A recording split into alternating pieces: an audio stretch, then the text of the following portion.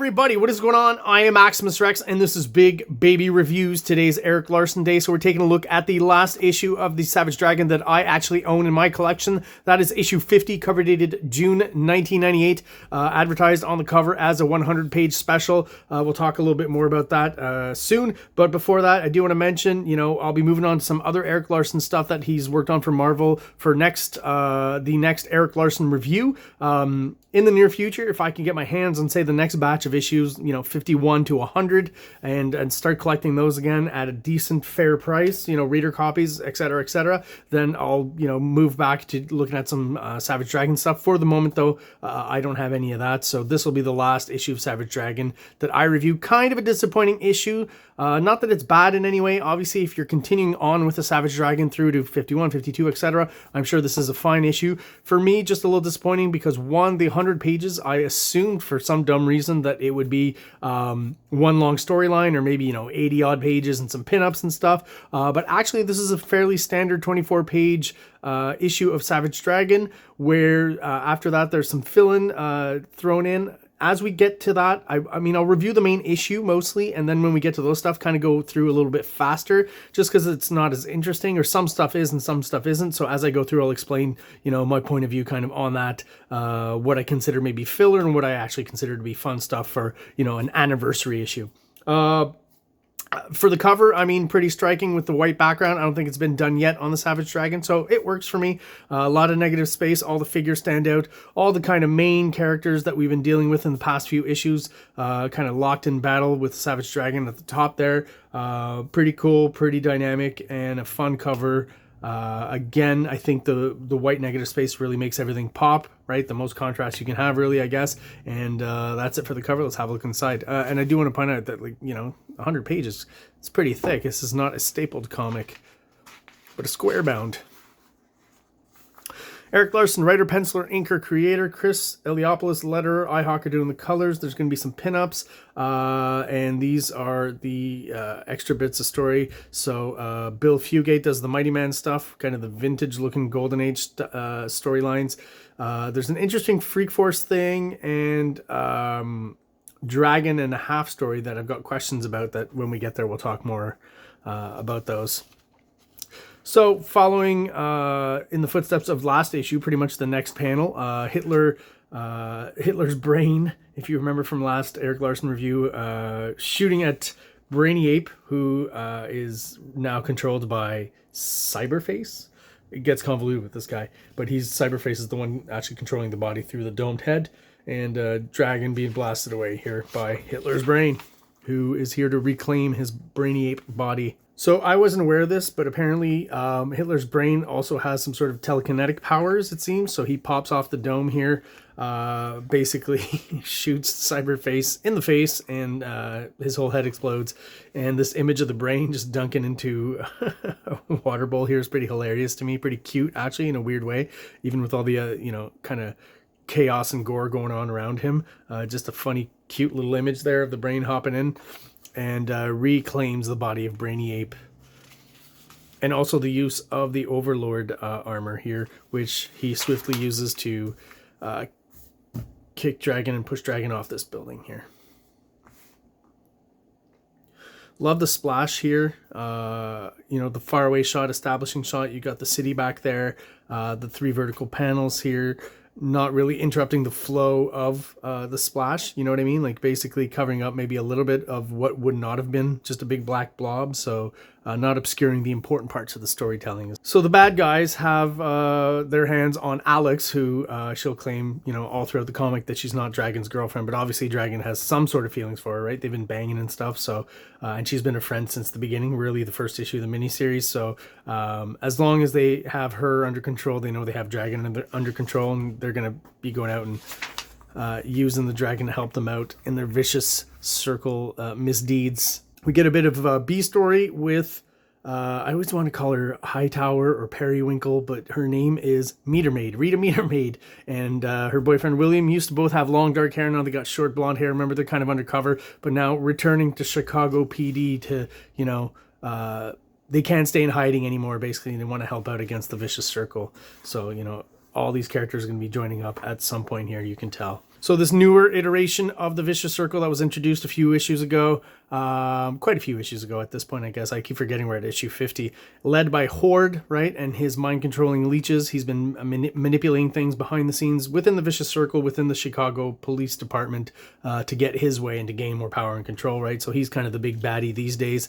Now, he's going to try to gain control of the Savage Dragon once again, throwing a bunch of his leeches here. You can see the... I think last issue is the first issue where he kind of introduced this idea that we could see his face, because if you don't know this, Erik Larsen's a big fan of Captain Marvel, Shazam, right? And this is definitely, I think his name is Mr. Mind, the little worm bad guy from the Captain Marvel series. So this is definitely, you know, this was already kind of where he got the idea, and he just kind of decided to go all out and really draw them with those cartoony faces like in those old Golden Age Captain Marvel comics. Pretty cool shot here of the dragon, you know, just getting bombarded by the leeches here all over his body. And of course, it's been revealed that, you know, once you've been infected once, you have a resistance, or at least the dragon seems to have a resistance to it. So Horde's tricks aren't going to work again on the Savage Dragon. SOS here, realizing the whole situation going down in Chicago with the dragon in the Vicious Circle, want to lend a hand.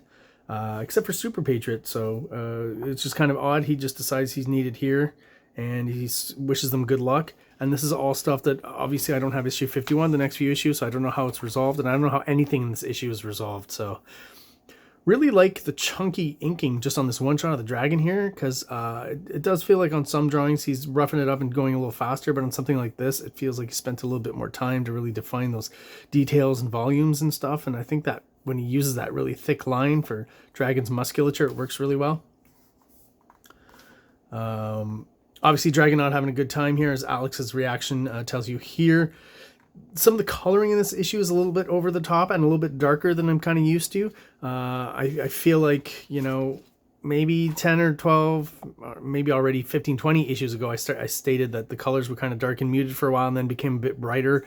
Maybe it's to fit the storyline. When the storyline's darker, the colors tend to be darker. I mean, that kind of makes sense thematically, but I really do prefer the sweet spot there in the 30s or so of the Savage Dragon when the colors were nice and bright and poppy.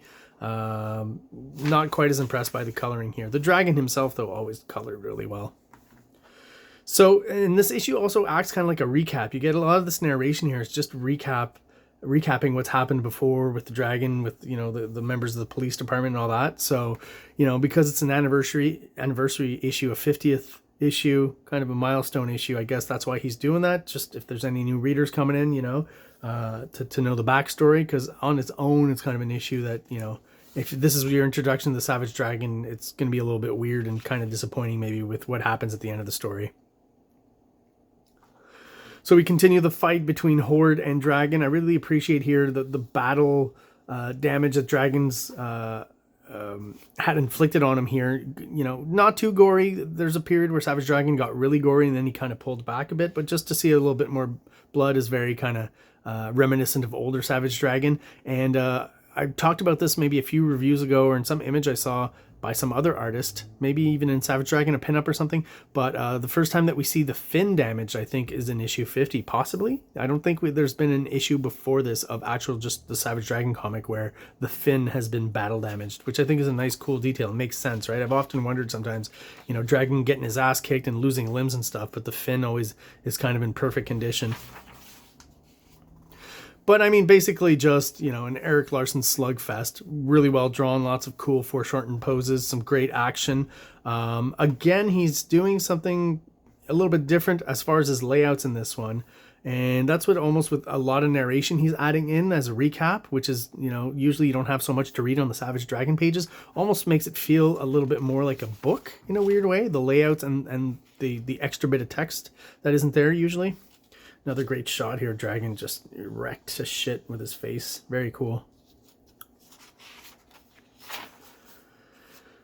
All right, the reinforcements come in. We get, you know, the action team shot coming in. Just extreme foreshortening from Erik Larsen. That's, you know, it's his bread and butter. He's amazing at it. And, you know, that huge fist coming towards you, obviously, probably lifted from Kirby, but made really his own. And it's become kind of one of his tropes as well, right? Again, as a kid, I wasn't aware of the Kirby influence necessarily on Larsen, at least not right away. So to me, it was a Larsen thing.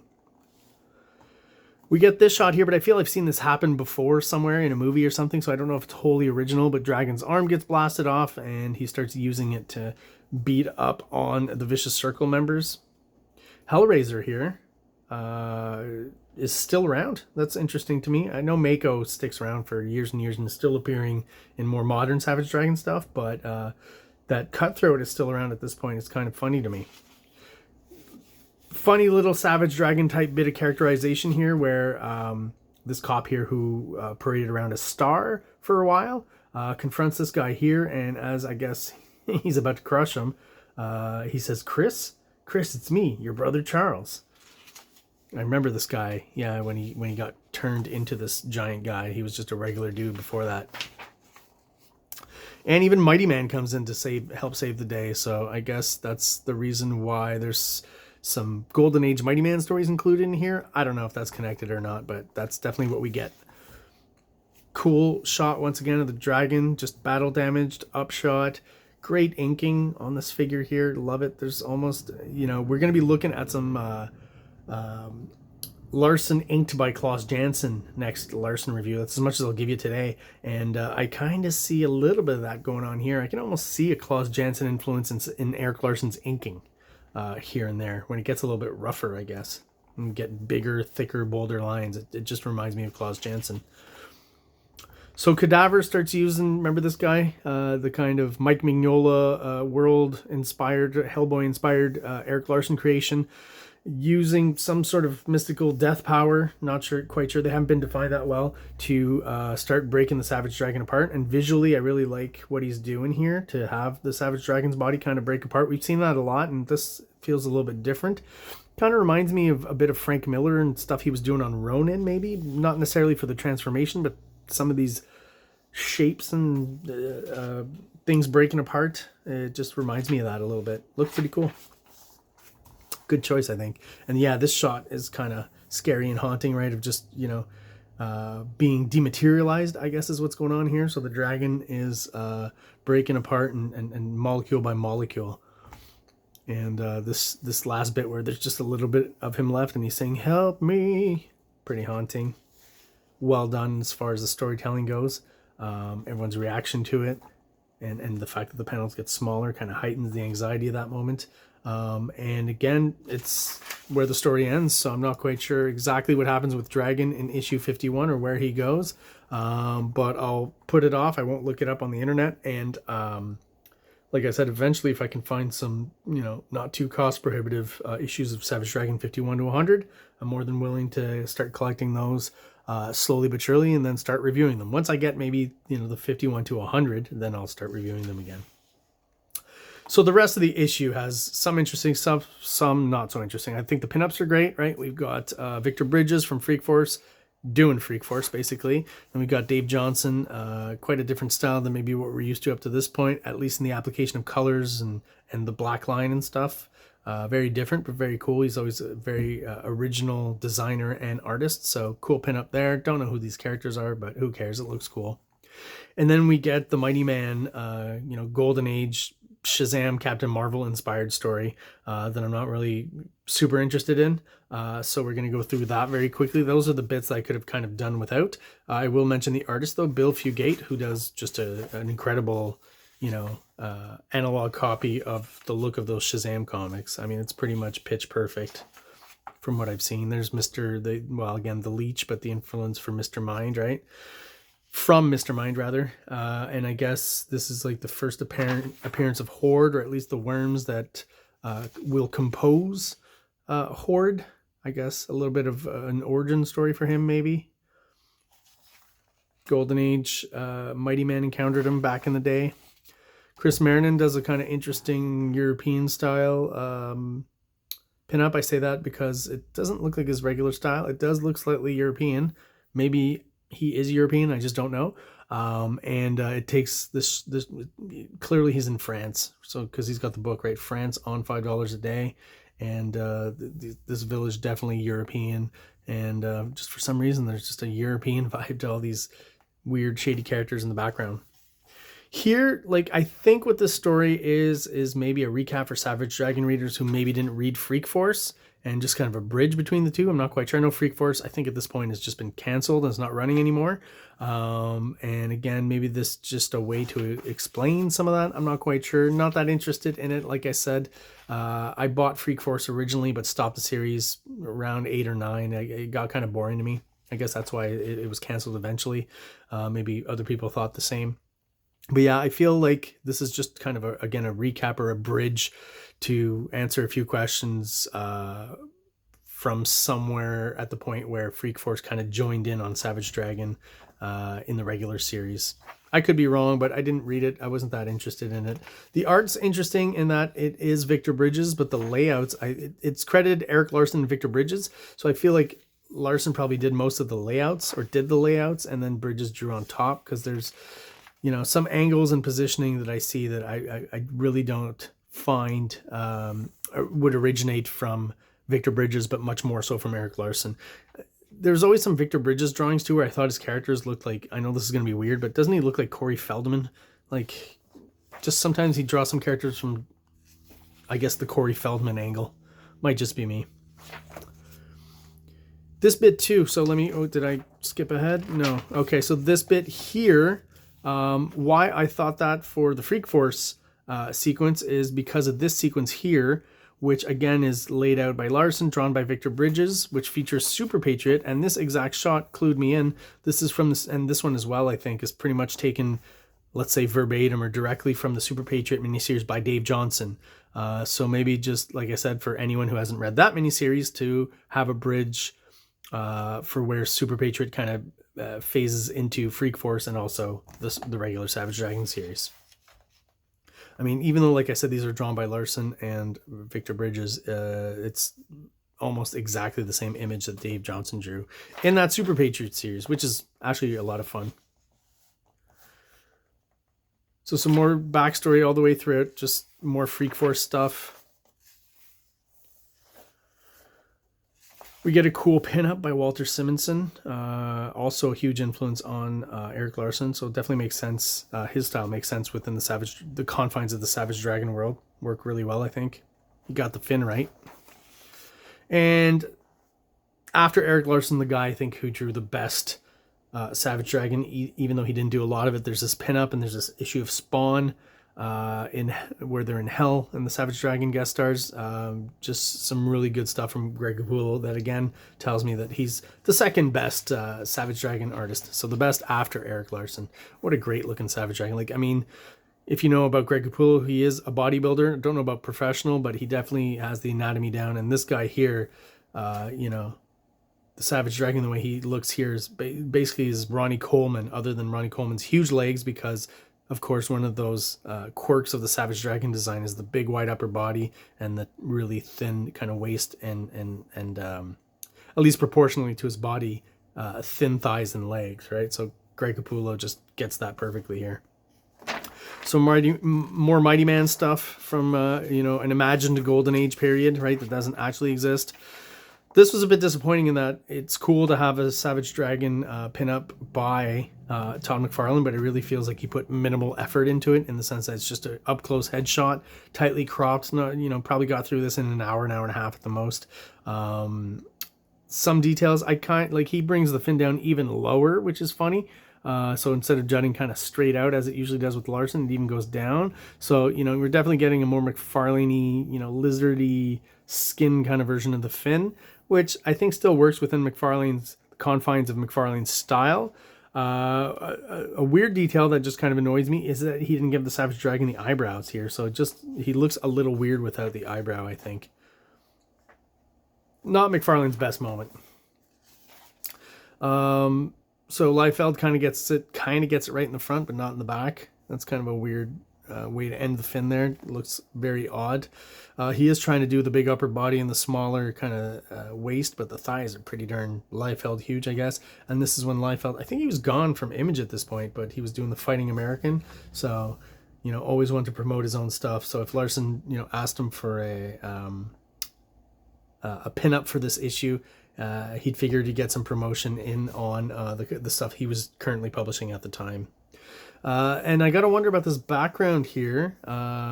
Is that this looks like something Eric Larson would do.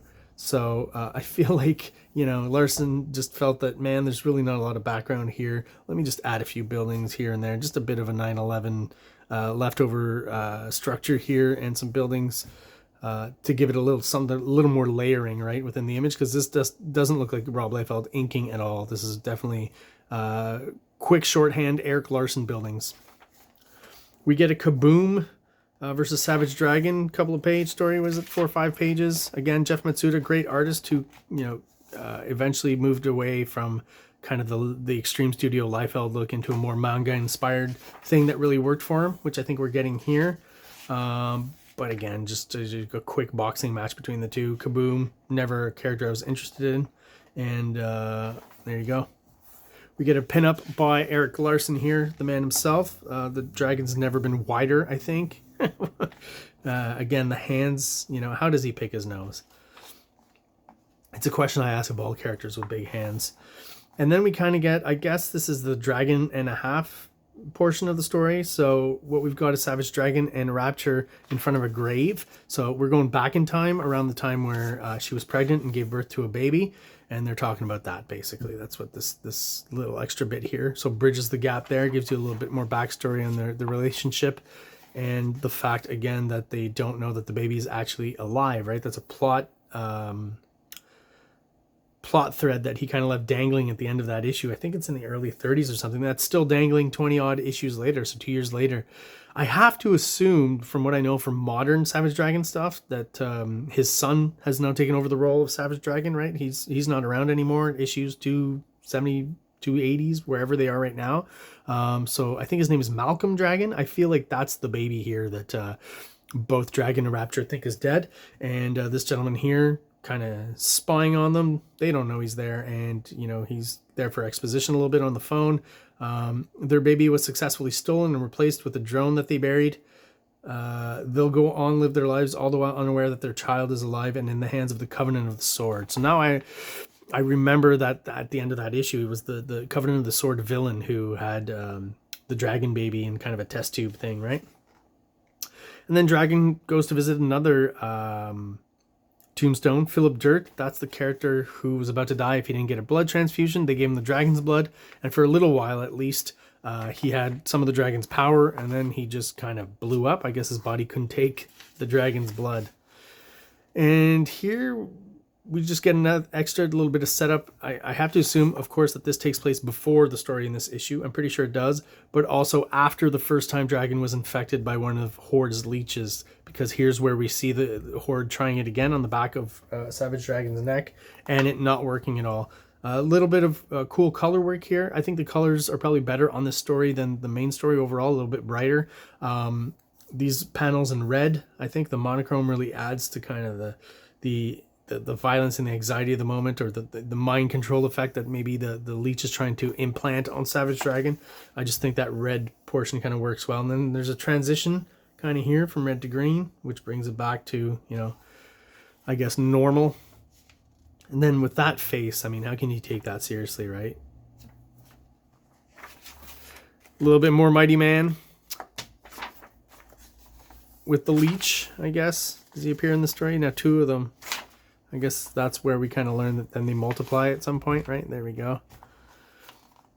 And then continue on from there, right? The same panel, basically, just Dragon out of the picture and seeing basically some of the lead up to Horde becoming the leader of the Vicious Circle.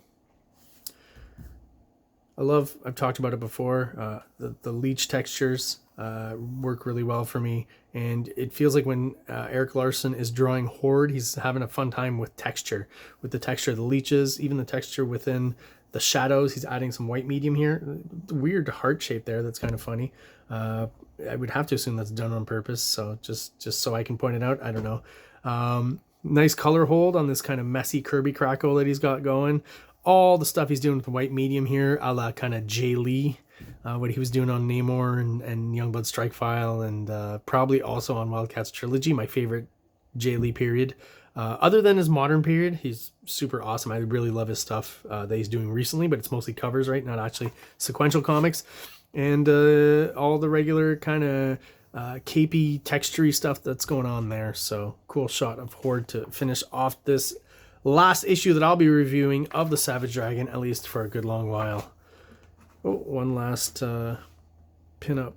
Not quite sure by who. Jeff Matsuda. That's a nice silhouette with a halo. Very well done. Very graphic. Good contrast with the background characters. Very cool. All right, well, this is it, guys. My last, again, Savage Dragon review, at least for a while. That was issue number 50. If you are still watching and you are subscribed, thank you so much. I really do appreciate your support. Thanks so much. Everyone out there who is watching but is not subscribed, please do so below. It only takes a quick second for you, and it really helps the channel out. It helps us grow and helps get us out there to other people who are into comic books, just like we are. So everyone, once again, thanks, and have an awesome day. King Comics presents Big Baby, Volume 1, Issues 1 to 13, 204 pages of story and art. King Comics also presents Star Crasher one-shot, 32 pages, cosmic sci-fi surrealist adventure. You can find these fine comics at KINGCOMICS.CA, at MaximusRex13 on Instagram, or on Facebook, MaxRex or Big Baby. Like! Subscribe!